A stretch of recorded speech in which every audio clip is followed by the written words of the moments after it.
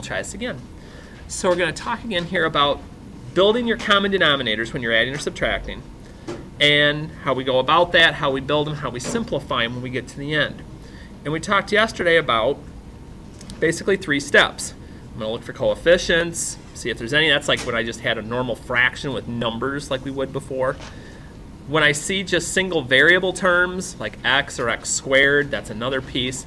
And then our sets of parentheses. But I did do one boneheaded thing. I should have put 1a here. Can I factor anything? That always needs to be my first question. Because if I can factor something on any of these, I really do need to do that before I start looking for my LCD on any of them.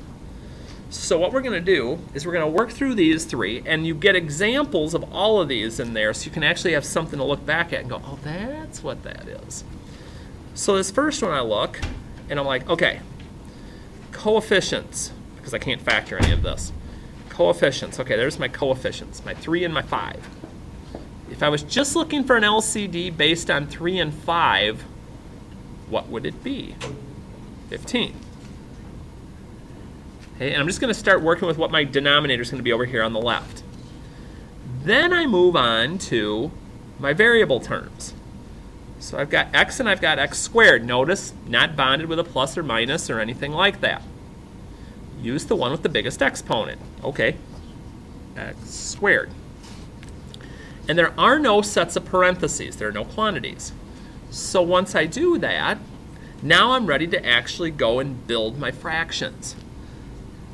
So what we'll do,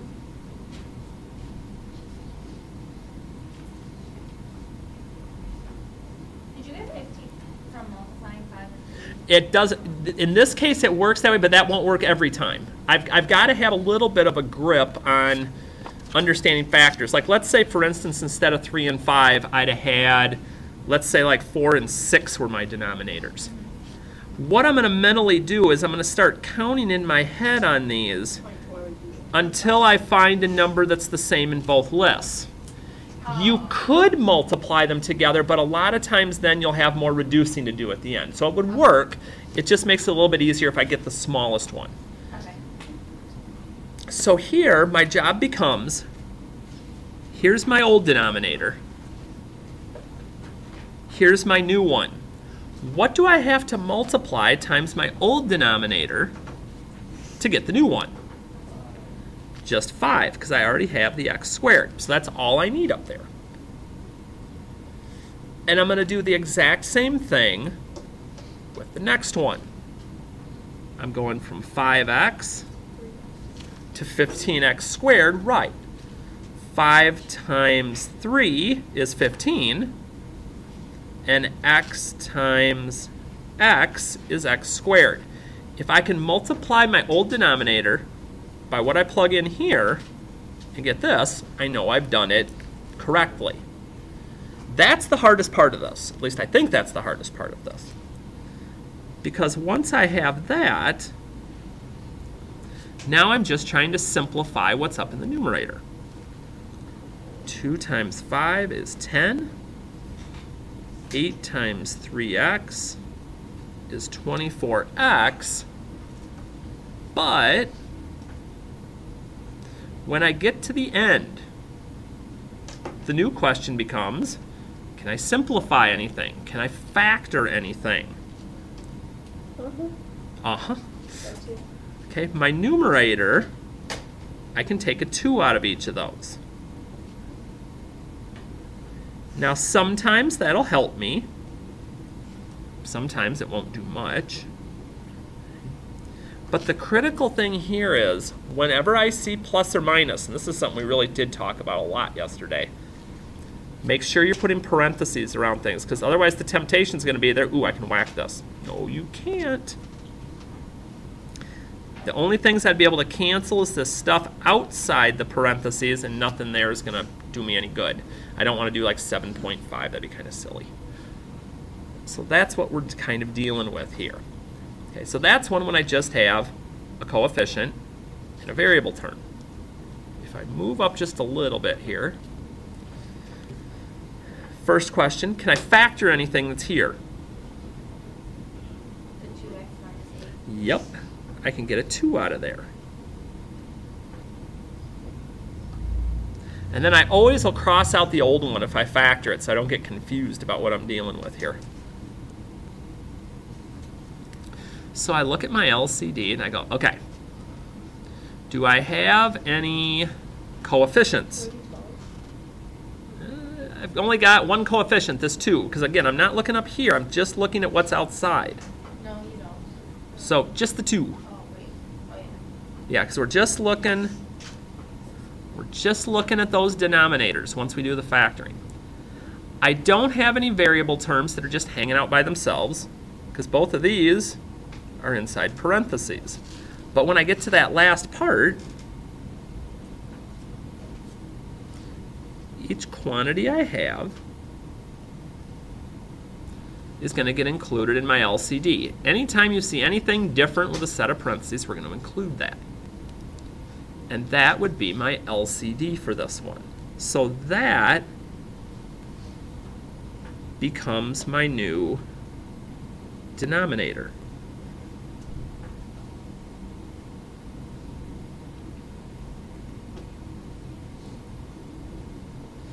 And whatever was up in the numerator to begin with is going to be the start of my new fraction for each one.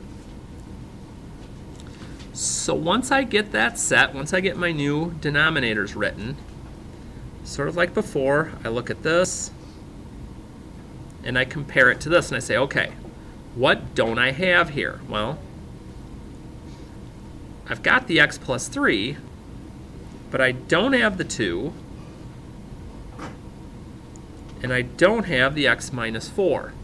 Whatever I'd have to multiply this by to turn it into this is what I need to add up top. And I'm going to do the same thing going from here to here. It's this guy turning into this one. I've already got the 2. I've already got the x minus 4. The only thing I'd need to multiply through is the x plus 3.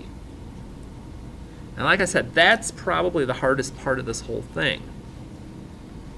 Because then I start to look and I go, okay, and I'm going to put an extra step in here that I probably normally wouldn't, but I just want to make sure we get no confusion whatsoever. So I'd rather put one extra step in and make sure we have it. So here, 4 times 2 is going to be 8. So we're just going to rewrite this. If some of you are comfortable cleaning that up over here, you can. That's fine. And before somebody asks, ooh, can I cancel the x minus 4 and the x plus 3? No. Bonded. I need to simplify this first. So I've got to distribute through here to get the values.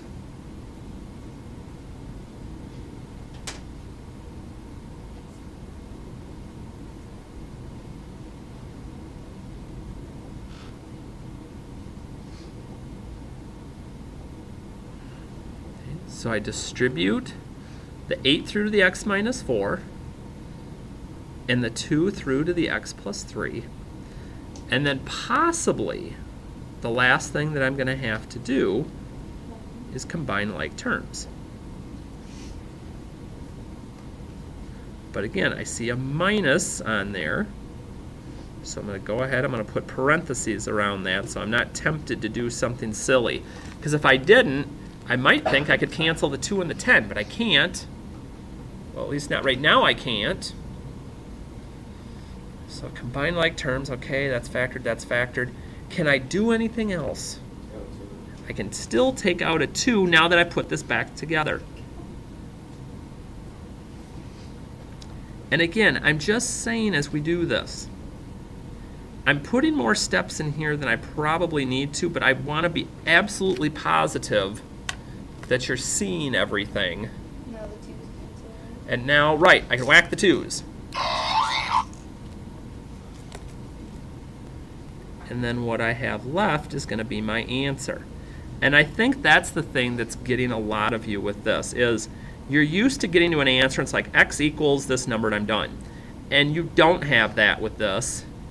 And so there's some kind of hesitation. It's like, well, am I really done? And sometimes yes, and sometimes, well, I gotta go a little further. But it's going to test your patience and your detail. It is. All right, last one. So then I think we're gonna be in good shape here. Anything to factor? Yeah. All right, so what is my first denominator going to factor to? All right, x minus 5, x plus 2. Get rid of the old one there.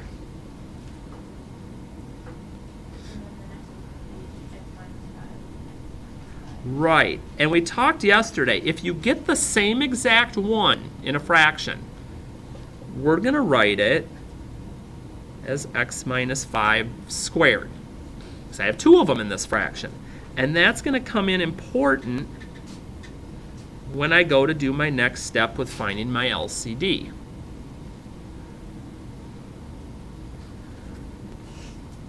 Because now, I already knew about the x plus 2, but there's a reminder for me up at the top here.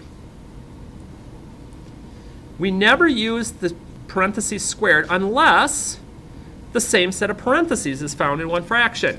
Well, we just had that come up. The x minus 5s both showed up, so my LCD needs them both. I use the squared. Okay? If it only were to show up once in each one, I do not use the squared. Only if it shows up twice in the same fraction. So once that's set, once that's built,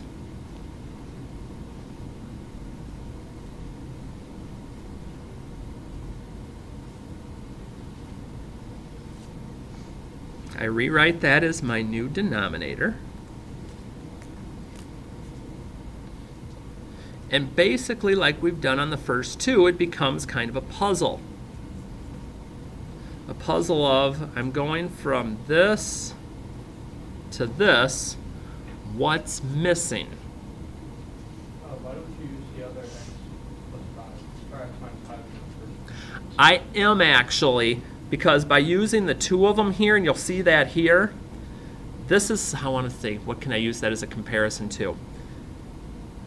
This is like if you were dealing with numbers saying it's 4 and 8, and I have a common denominator of 8. Why am I not using the 4? I am. It's built into the squared one. Because here, and this might answer your question better too, I've already got the x plus 2. I have an x minus 5, but I need 2 of them. So I need one more, because x minus 5 times x minus 5 is x minus 5 squared. And this doesn't happen a lot, but it does happen occasionally. Wait, what did you just do? Okay. I had the x plus 2, and I had one x minus 5 already, going from here to here. But I need 2 of them. So since I had 1, but I need to get to 2, I had to put one more here. If you wanted to look at it kind of written out, it would be something like this. My original denominator looked like this. My new one, if I were to write it out, since I have 2 of them, would look like this. Well, I already have one of these, and I have one of these. That's what I need to go up here, and that's what I did with this one. But I don't write it out this way, because then I'm going to be tempted every time I see the same set of parentheses in 2 different fractions that I need to do that. And you don't. That's a bad idea. So anytime, just 1 plus 1 gets me to 2, just like my exponent rules. And then on the second one, I've got the squared. So the only part I need is the x plus 2. And just like we've done on a couple of the ones above,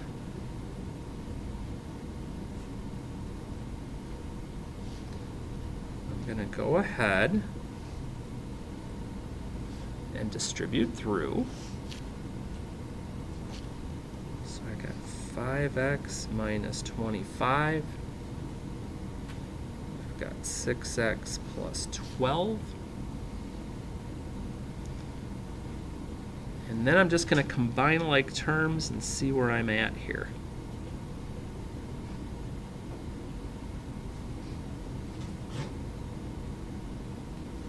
I can't take anything out of there. None of my sets of parentheses are the same. So that's as far as I'm going to be able to go. And like I mentioned back at the start of class, since we're not going to deal with the complex fractions, the part of the assignment that I gave you yesterday is going to be the only part of the assignment. Those last 3 questions we're not going to do. So for instance, when we did that, when we did that yesterday and we just boxed in up to 34, that's the entire assignment now. Because we're not going to do the complex with 38, 40, and 44. I really want to make sure we've got the basics down. So that's our game plan. So whether it's 9-4 bookwork you need to work on, 9-5 bookwork you need to work on, or the sheet that you got today with more practice, plenty of things to be playing with. There's keys for everything everywhere. And just to kind of give you about 20-25 minutes here to get you some opportunities to try some things out and tweak a few things if we need.